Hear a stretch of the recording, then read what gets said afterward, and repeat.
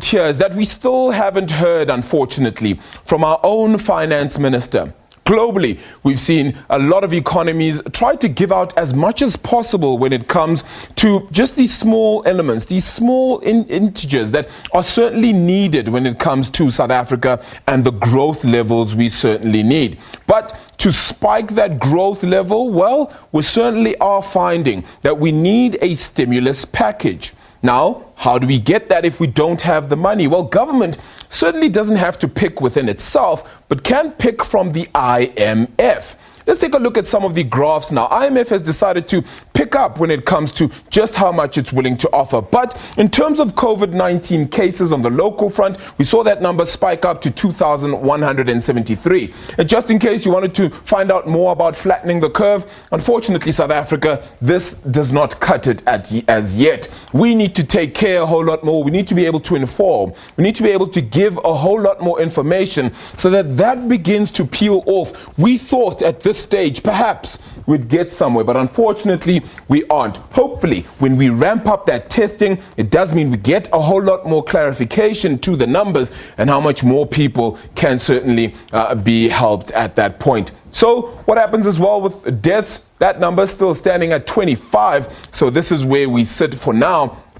And again, not necessarily a stagnant number, because this has remained the same just over 1 or 2 days. For we do hope that it does stay there or thereabouts. We do not want any more South Africans passing away from this virus, unfortunately, and we certainly hope that it does stay there at the very least. So let's continue to check in then. The International Monetary Fund has said they're willing to give off as much as possible when it comes to how much South Africa may need for funding, and even other emerging markets as well. So this is the highest possible emerging market access to emergency IMF resources in a percentage of GDP. Basically, it means what is the most that the IMF is willing to give emerging market countries when it comes to responding to something like this. So here are the numbers. Bulgaria, that number reached from 0.9% to 1.8%.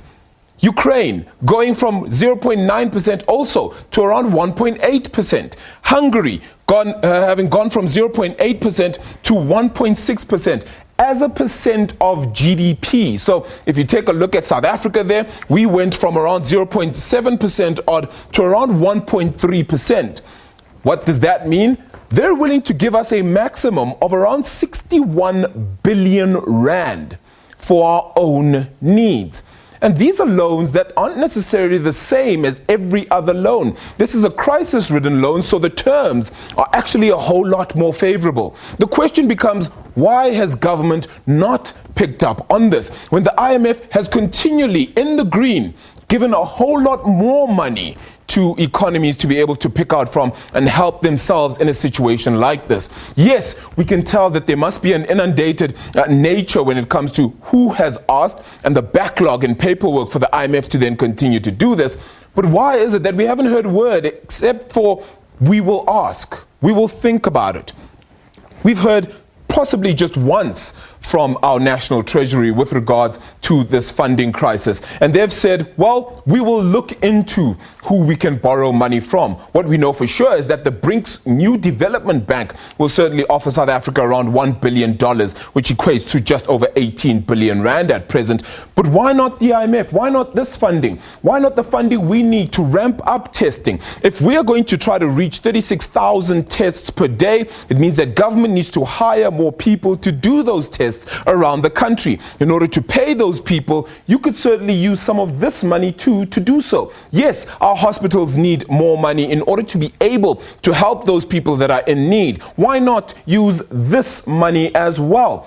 Why are we holding back? Why are we not informing the country National Treasury that is of course led by Finance Minister Tito Mboweni? Why are we not going to the IMF and asking for this in a very, very critical need? The next graph also shows you the very same thing. Highest possible access to emerging IMF resources as well for other countries. This is just in Africa. Look at how the IMF has raised how much money it is willing to give. The yellow is the old limit. The green is the current limit. Burundi even being given even a whole lot more. That number rising right through to around 6% of their GDP.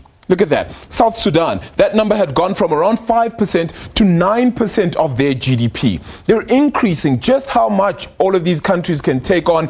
Please, Africa, take on as much as you need. The loans themselves are a whole lot less onerous. So a lot less in terms of conditions and what needs to be paid for it, knowing very well that Africa needs it. We need to take it up and ensure that no more people die. It is time to act like this is a crisis in Africa. If we can follow suit right now, and hopefully we lose no more lives from this. I pray as well that National Treasury does come out with a statement very soon. At the very least, a press conference. Last week you decided to not necessarily have one. You cancelled it. Will you do the same for the rest of this week? Surely it's about time we hear from the people who hold South Africa's currency, South Africa's money, and surely pull the strings as well in the country.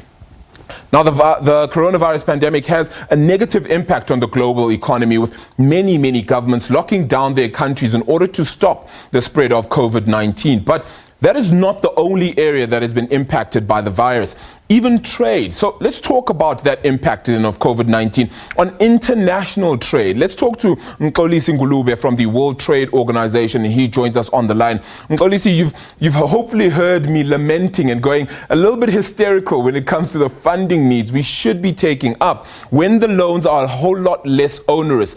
Would that change and would that help the trade scenario? Thank you, Arabile. But before I delve into your response, I would like to correct something. I am no longer with the World Trade Organization. I am now a researcher on my own. Fantastic. Well, your experience at the World Trade Organization would certainly help nonetheless in a situation like this. I can imagine. Do you think that taking up something like the loans from the IMF would help in this scenario? I would advise the government to do so, as you've already highlighted, that in those loans don't have as many onerous conditions as other loans, for example. So in the interim, we would need something to act as a buffer and as a cushion for the impact that we're going to feel over the next coming months. Yeah. So I would think it's a good start. However, government can also implement some measures internally, I suppose. But yes, so in short, yes, I would advise the government to do so as a buffer for the impact that we'll feel in the next coming months. Yeah. But for many of us, we won't feel the impact immediately, but we'll feel it after, post the lockdown, and in the next coming few months. Yes. Yeah, that certainly is the one situation that I'm most worried about, is just the longer lasting impact, which means then that nothing is the same, right? We can never go back to business as usual. How does the international trade scenario look after COVID-19? I think in many ways it's going to be a difficult trading environment. So in some ways business will continue as usual, but in others not. Let me explain. So firstly, because of globalization, what has happened over the last few years is that businesses all over the world have become interconnected in a number of ways, including, for example, in supply chains. You have businesses that source some of their materials from China, for example. In this country, the construction industry is an example of this. So quite a number of materials come from China that are used in construction in this country, and we've already seen in the last few months that has been affected negatively, whereas the supply has gone down, and that has had an impact on our industry directly.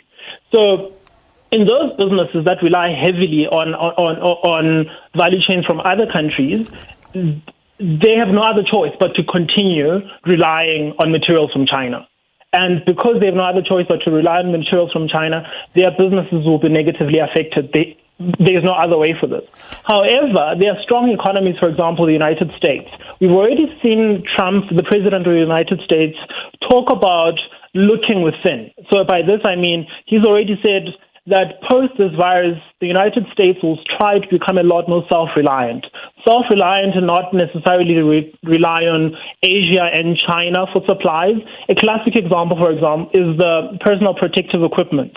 So currently, China produces about 80% of the world's personal protective equipment, right? And Trump has already said that post this virus, America is going to try produce all the material that's needed for the United States. Yeah. So in some ways, you'll see the world closing in. So the countries and the economies that are powerful enough to sort of become self-reliant will look towards themselves and will look within, whereas economies such as our own, which as much as we would like to be self-reliant, we don't have that luxury because of just the nature and our economic prowess, so to speak. Yeah. Is this the right time then, do you think, Mxolisi, to look at the African Free Trade Continental Agreement and say, well, if it was in place right now and was functioning as it should, now would be the perfect time to implement that, even vastly so? Most definitely. I think this is an opportunity. This crisis has brought with it an opportunity for the continent. We have different countries, for example, we've got a flourishing service industry.